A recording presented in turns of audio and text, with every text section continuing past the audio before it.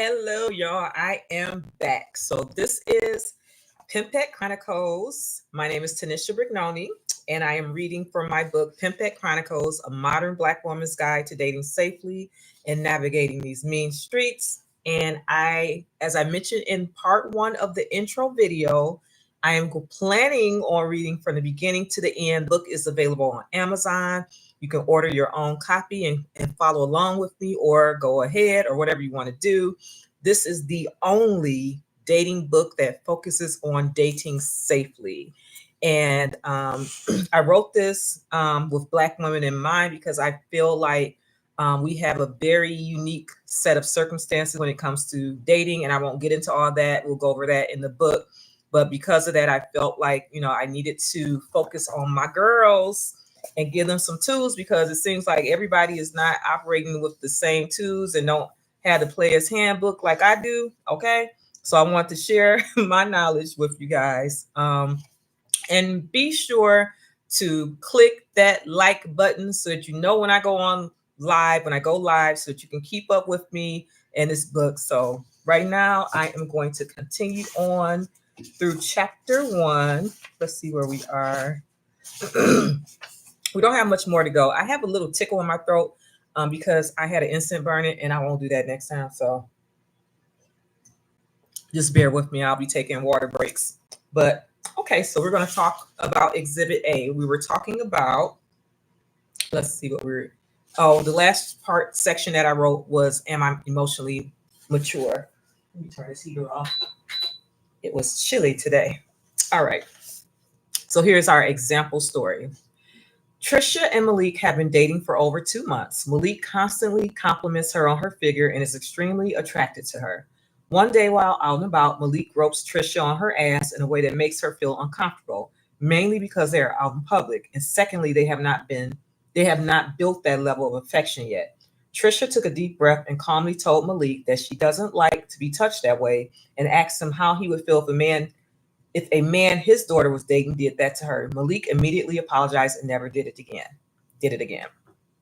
Trisha's first instinct was to tell him off.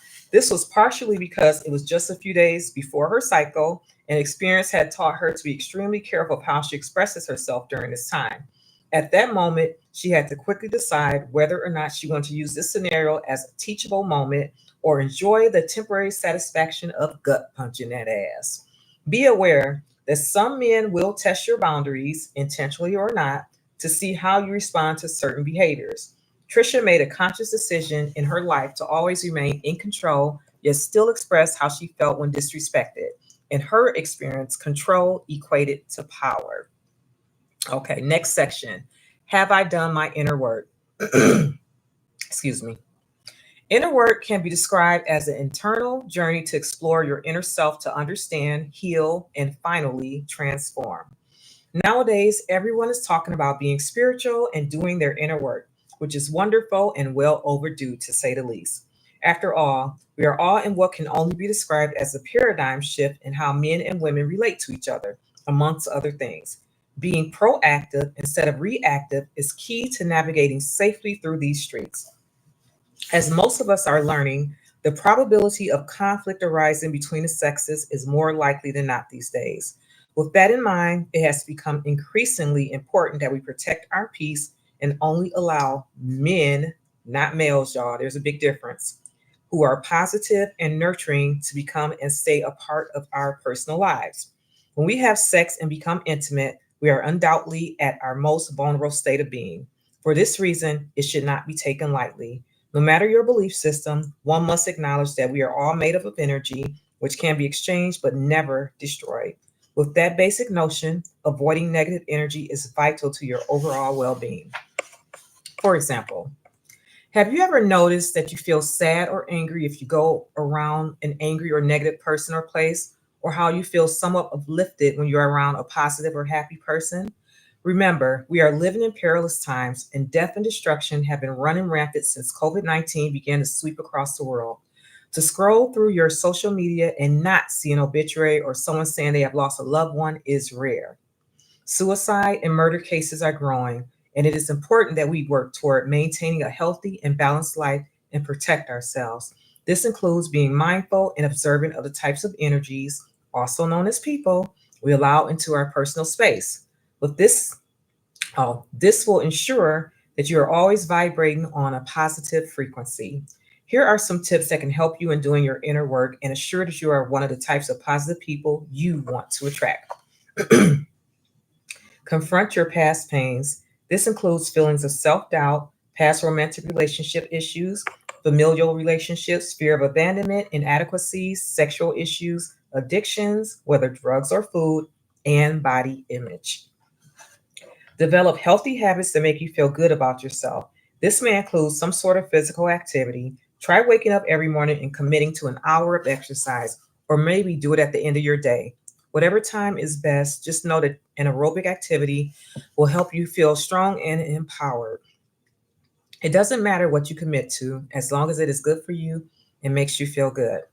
Watch what you put into your body. Have you heard the saying, you are what you eat? Well, this is truer than a lot of us want to admit.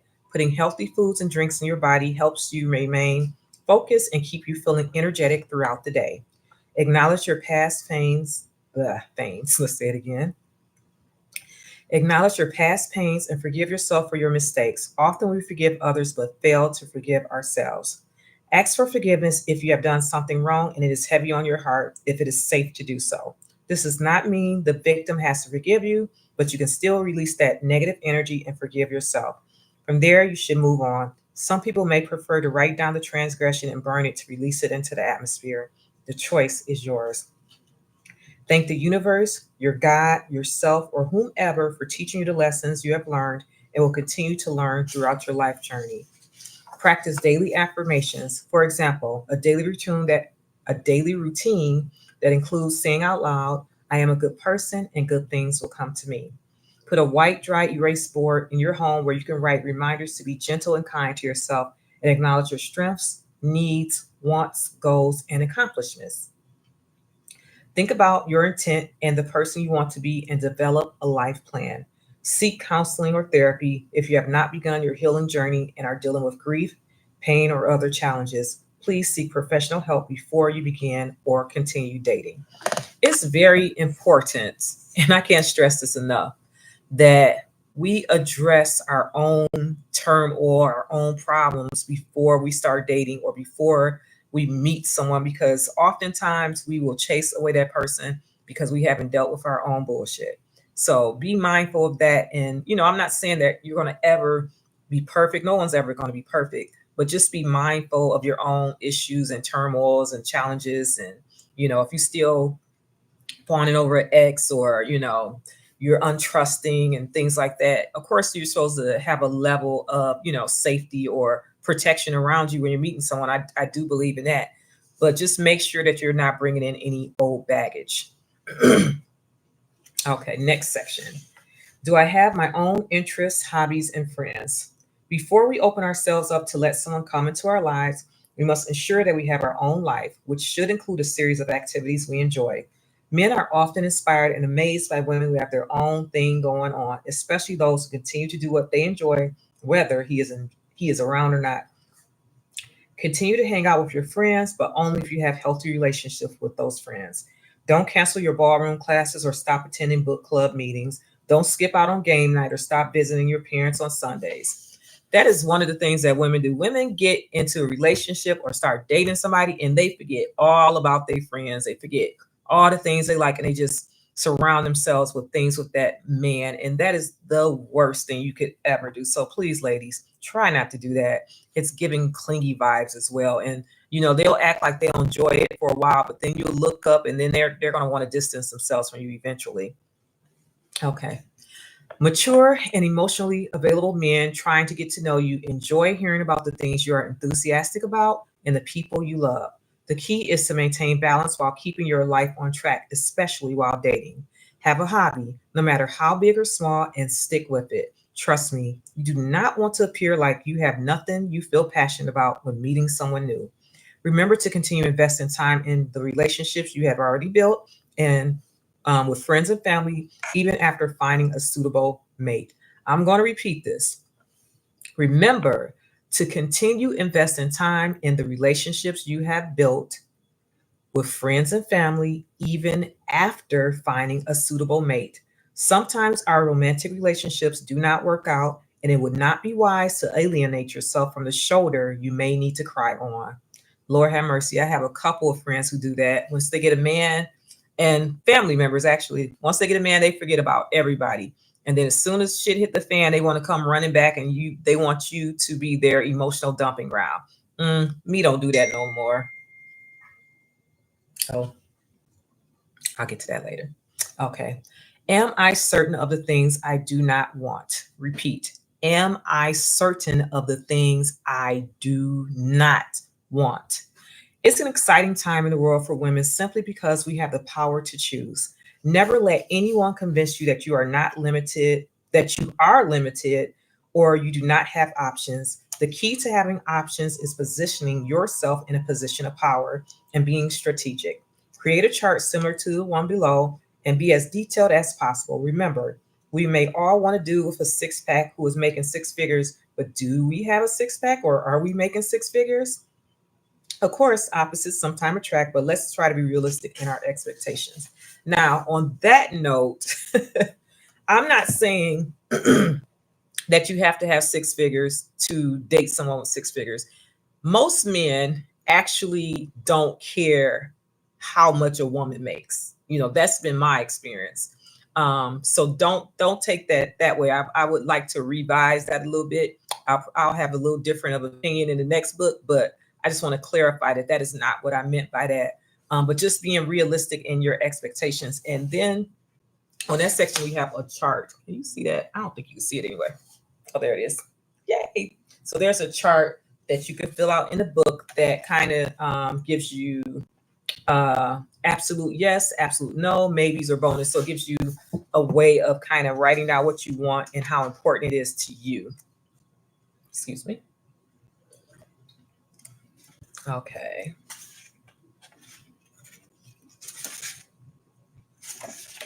While dating and making yourself available for potential mates, you'll often find yourself adding and subtracting from your list of requirements and desires. If you want to get deeper, consider adding points based on the importance of each category to you. For example, the things that are absolute yes can be 5 points and the no's could be zeros. This will give you a point system to rate your potentials by. I do believe in putting dudes on a point system. I just do. Like, I think that I'm more analytical, especially as you get older. You become more analytical and you realize what's important. Like, at this stage in my life, looks are not that important. I'm not saying that I want to date a troll kid or anything, but I'm not looking for the finest man. I'm not looking for the best dresser. I don't really particularly care how the male dates. I mean, not dates. I don't care how he dresses as long as he's clean, as long as he goes to the doctor and takes care of himself. I don't really care about, those superficial things that used to be so important to me before. The most important thing to me in a man is how he treats me. That's number one. And then everything else is negotiable. Okay. So let's see. The entire reason for dating is to get to know what you want and need in a mate.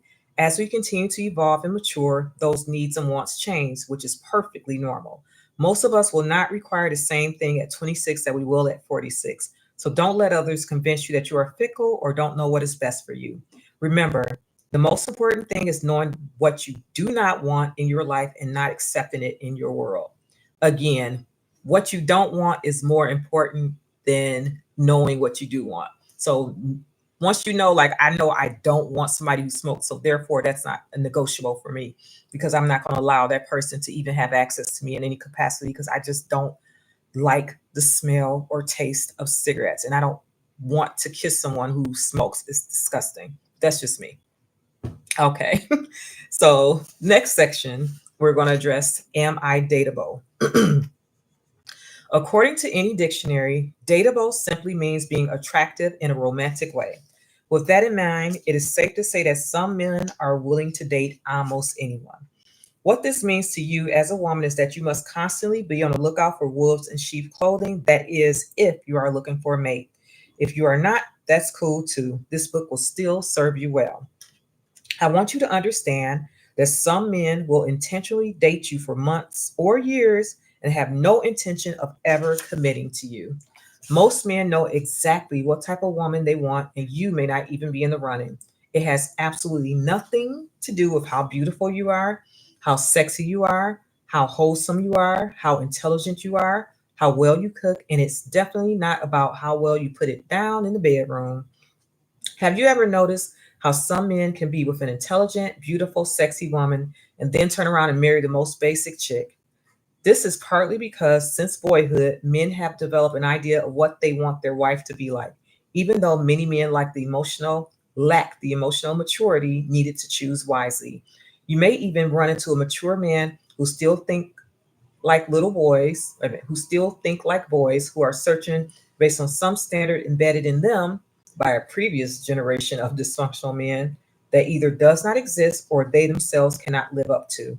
This contributes to why most marriages end in divorce. Contrary to popular belief, it may not even have anything to do with whether they love you or not. And that's a huge thing. Like, women think it's about love. Men rarely, I'm not going to say rarely, but I've found that a lot of men don't marry the woman that they really, really love. They marry the woman that they feel like they can build with, or that's easier to control. This is my experience from the men that I know in my community. They don't base it off, oh, I love her so much. And actually, a lot of men are scared of the woman they love, and I would even go as far as say that some women are scared of the man that they love, and they look for other things. But love is a emotion, and I don't particularly believe that you can build a relationship off of love itself. You need um, so much more, which we'll get into a little bit later in the book. But yeah, you definitely cannot build a marriage off of love. Love is not high on my priority list because I believe in growing in love. I don't believe in falling in love, because if you fall in anything, what you're gonna do? You're gonna hurt yourself. You're gonna bump your head. So I believe in growing in love, and growing in love is a very intentional, somewhat strategic thing to do. And I feel like that's the most successful relationships. Okay. Also, be aware that some men will attempt to put you in a category and expect you to stay there for the rest of your life. In all honesty, some of these categories may even be beneficial to you, but it is you who should determine what role you allow yourself to play and just how long you play it. And with that, I am speaking on like even being a side chick or being a romantic partner with no commitment. Those are roles that men will put you in, and whether or not you have agreed to that. They might think of you on a level and you think you going towards a relationship, and you're not even in the running. So you have to be mindful and careful of that. All right, guys. So this video has been about 18, 19 minutes. So this is going to be the end of the introduction. We are on chapter 2. I think that I'm going to try to read a little bit every day. I think I can do that. I think I can do like 50 minutes, because this is what, 40 minutes a day. I think I can pull that off. So wish me luck and let's see what happened. But make sure you like this video, put a like by it, leave a comment. Let me know if you like what I'm doing here. It's going to be really loose. It's not going to be structured. And again, the book is Pimpette Chronicles, A Modern Black Woman's Guide to Dating Safely and Navigating These Mean Streets. We are in the very beginning stages, which is basically the meat of the book. And then you get into some juicy stuff. Like let me read the chapters to y'all real quick, like the sections of the book, just to give you an idea. So we just finished chapter 1, which was, am I ready to date? Do I have a steady income or source of money? Am I emotionally mature? Have I done my inner work? Do I have my own interests, hobbies, and friends? Am I certain of the things I do not want? And am I dateable? Next, we're going into chapter 2, which will include becoming the best version. Oh, it's called asset or liability, because I feel like we all need to look at ourselves and find out, are we an asset or a liability? Becoming the best version of you. How do you feel? And raising your own net worth. So that's chapter 2. And in chapter 3, we're going to talk about dating safely in the new millennium. Our first section is going to be beware of the bitter man, the hobosexual. Y'all all know what a hobosexual is. Hopefully you do. If you don't, go to my Cinematic Griot channel and watch the little short video movie I did on the hobosexual. it's actually pretty funny. So you can watch that and get an idea of what a homosexual is. Okay, and this chapter also includes dating safely and ethically, intimate partner violence, getting to know him, protecting yourself, not all fairy tales come true, an exit strategy, and life with Marco. So that will include some short stories and also some skills that can help you through your dating journey. Chapter 4 is focused on choosing your partner, your likes versus dislikes or biases. Then we have a story called So It Is But Never Was, the 3 stages of dating, what exactly is a good man. The King and Queen is also a story. It's a trigger warning story. So there is some abuse in that story. So be prepared. And also, what is a successful relationship? Those are the things we're going to cover in chapter 4. Chapter 5, dating in the new millennium, never give up all your power, social media and dating, raising the bar, living in the HP. That's a short story about a person from HP, which if you're not familiar with that, that's Holland Park, y'all. Gaining and recognizing your power. How serious are you? When all else fails, single mothers only, nipping it in the bud, and don't be fooled by the okie doke. Chapter 6, which is our last chapter, is called Sex Life Matters, because you know what? Sex should be the last thing that you get to when you meet somebody and dating. So sex life matters. Sexual compatibility. Can you guess his dick size or not? Sexual health and access granted. And then the very last section is living in love, because once in the end, we want to get to the love part of everything, because love is so lovely, right, y'all? All right. Well, thank you so much for joining me. This has been a lot of fun. And again, my name is Tinisha Brugnone, and I'm the author of Pimpette Chronicles. Be sure to hit that like button, share this video, subscribe to my channel, and I will see you guys again tomorrow. Ta-ta.